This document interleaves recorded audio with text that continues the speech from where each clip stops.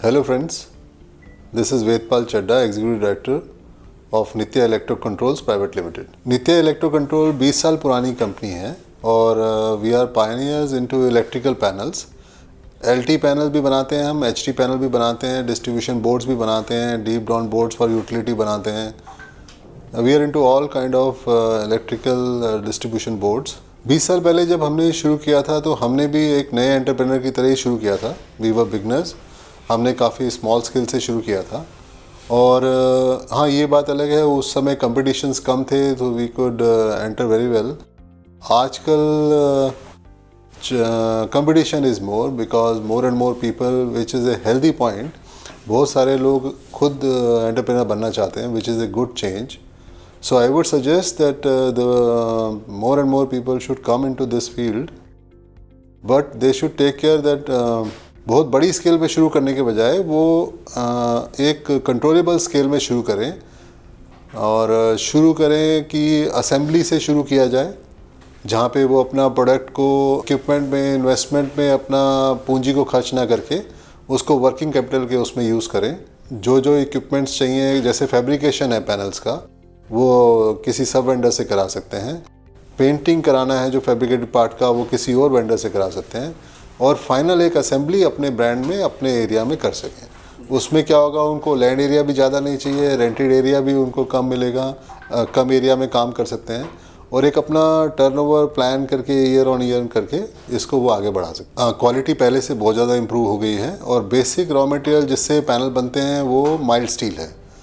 पहले mild steel में इतने ज़्यादा लोग नहीं थे, लेकिन अभी मिल्स की क्वालिटी भी इम्प्रूव हो गई है और फिनिश प्रोडक्ट की फ्लैटनेस जो रिक्वायर्ड होती है एक अच्छे एलटी पैनल की आउटलुक के लिए, फिनिश लुक के लिए, वो काफ़ी बेहतर हो चुकी है। So basic raw material is steel, CRCA, cold rolled come annealed and switch gear. क्योंकि हम पैनल्स बना रहे हैं तो इसमें स्विच गियर लगेगा, जो कि हमें स्विच गियर मैन्युफैक्चर से ख़रीदना है। स्टील शीट्स हमें स्टील मैन्युफैक्चर से ख़रीदनी है। इसको स्विच गियर को कंबाइन करने के लिए वायर्स लगते हैं और एसेसरीज लगती हैं, current transformers, potential transformers, indication lamps और जो जो एसेसरीज लगती हैं उसके भी वेंडर्स इस समय मार्केट में बहुत हैं।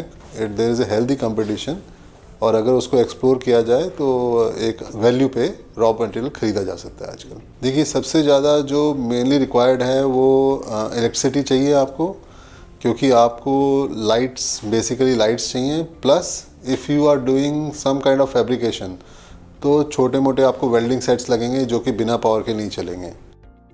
Plus water is needed for workforce.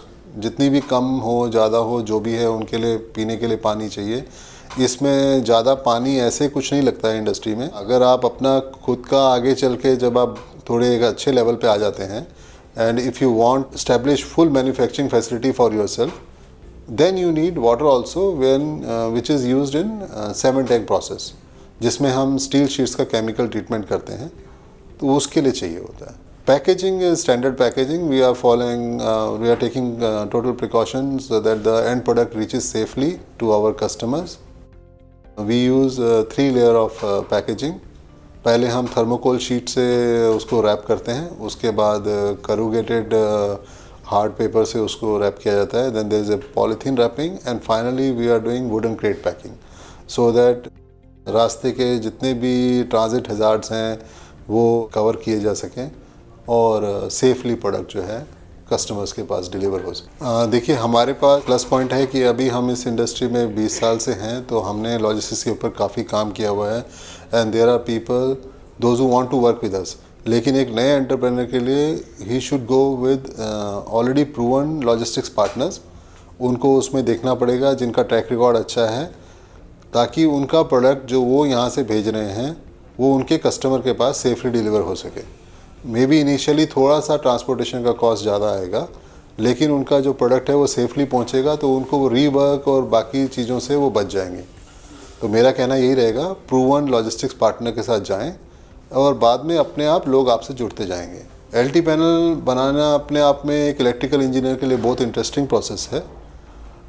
इसमें सबसे पहले हम रॉ मटेरियल CRCA शीट्स लेते हैं और जैसे हमारी फैक्ट्री है, हमारे पास टरेट पंचिंग मशीन है, shearing machines हैं, bending machines हैं, then there are other small machines like welders, drill machines, hole punchers, pressure machines. तो इन सब को यूज़ करके हम पैनल को शेप देते हैं। और इसके लिए हमारे पास जब हम फैब्रिकेशन पूरा कर लेते हैं then we do 7 tank process treatment for the steel, after which it goes to the paint shop जहाँ इसको हम पाउडर कोटिंग करते हैं and then it is baked into oven so that this powder coating takes a forms a very tough layer on the surface of the metal and which gives it longevity and prevents rusting for many years.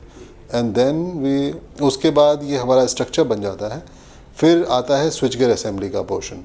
Switch gear assembly के लिए हमने system बना रखा है already. There are plates which are standard to the panel fabrication and the switch gear is mounted by a team which does the pre-fabrication on those plates. और वो plates का fabrication parallel चलता रहता है जब तक आप पैनल की बॉडी का फैब्रिकेशन चलता है। Then both are assembled together, wiring is done for interconnection and then it is ready for testing and packaging and dispatch.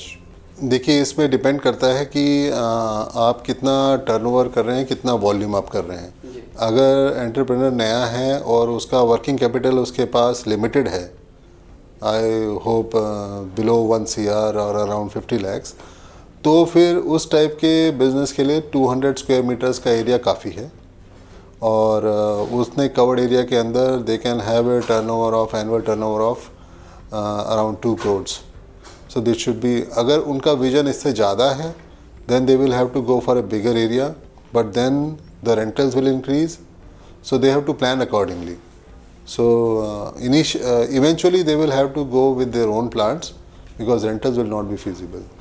इसमें डिपेंड करता है एंटरप्रेन्योर के पास कैपिटल कितना है।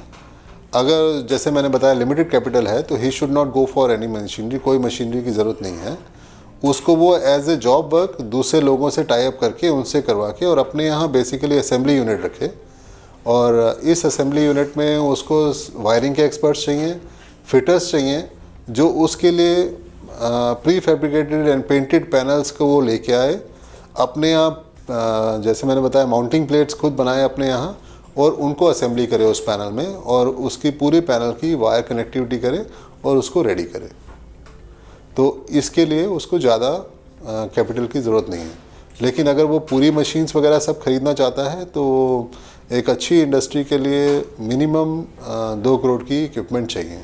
देखिए एक अच्छी क्वालिटी पैनल बनाने के लिए आपको ऑटोमेटिक CNC मशीन्स की ज़रूरत पड़ती है, जिसमें सबसे इम्पॉर्टेंट होती है टर्रेट पंच या स्लिटिंग मशीन।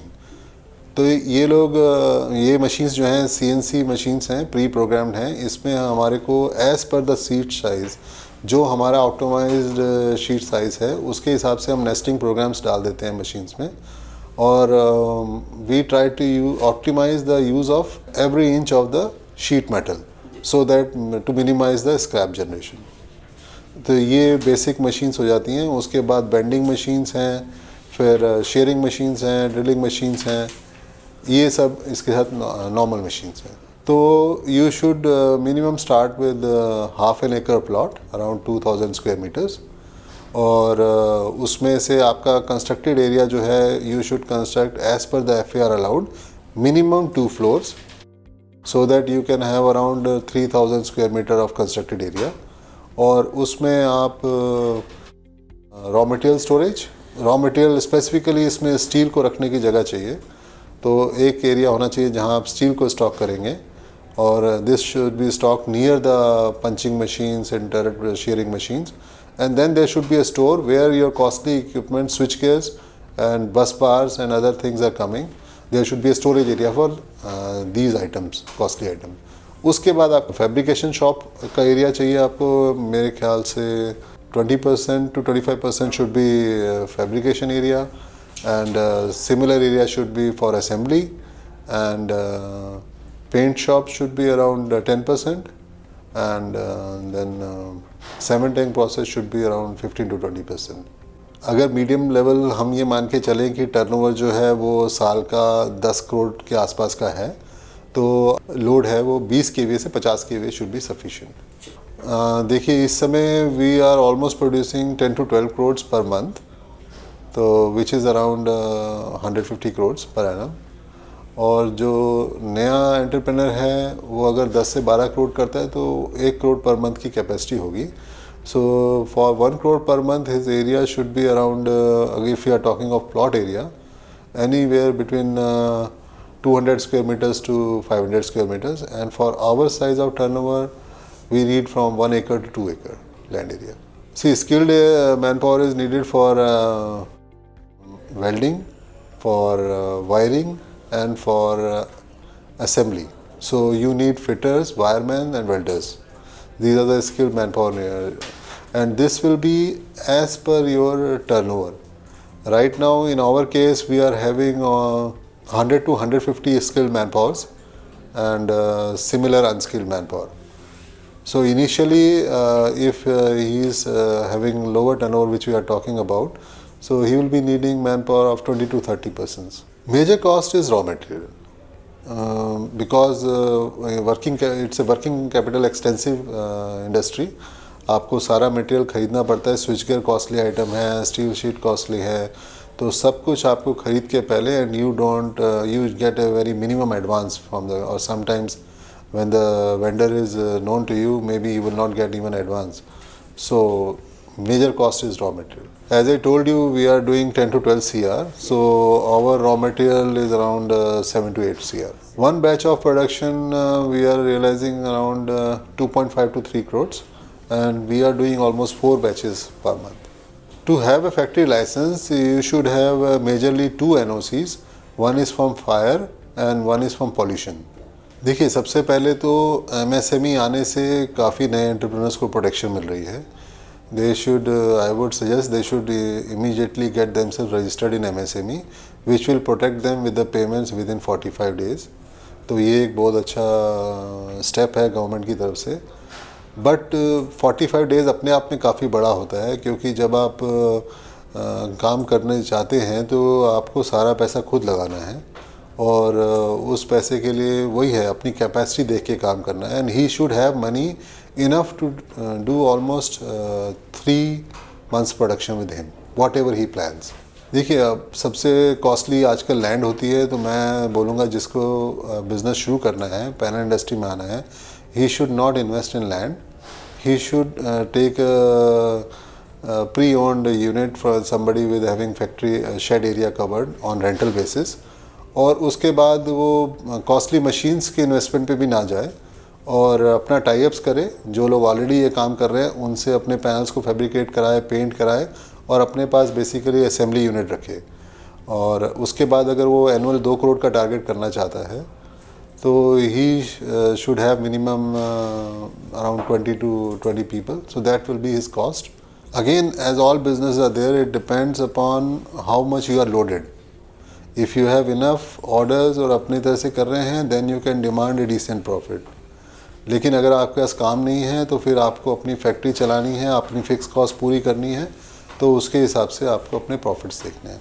बाकी नॉर्मल प्रॉफिट्स इस समय इंडस्ट्री में काफ़ी कम हैं, तो normally you get A profit of around 7 to 8%. जैसे मैंने आपको बताया, बहुत ज़्यादा हैवी इन्वेस्टमेंट्स ना करें, और शुरू में अपनी टाई-अप्स करें जो एस्टेब्लिश प्लेयर्स हैं उनसे अपना काम लेके, और ही should have good entrepreneurial marketing skills, ताकि वो ऑर्डर अपने उस पे बेसिस पे ला सके और उनको पूरा करके करे. और धीरे धीरे जब वो इस्टेब्लिश हो जाएगा 1-2 साल में, then he can have his own factory, setup, invest in machines and other equipments. First of all he should have basic knowledge of electrical engineering, क्योंकि ये आपको इसमें सर्किट समझ में आना चाहिए, सिस्टम समझ में आना चाहिए. नहीं तो आपको अगर ये बेसिक नॉलेज नहीं है तो you should not enter in this field. Thank you very much.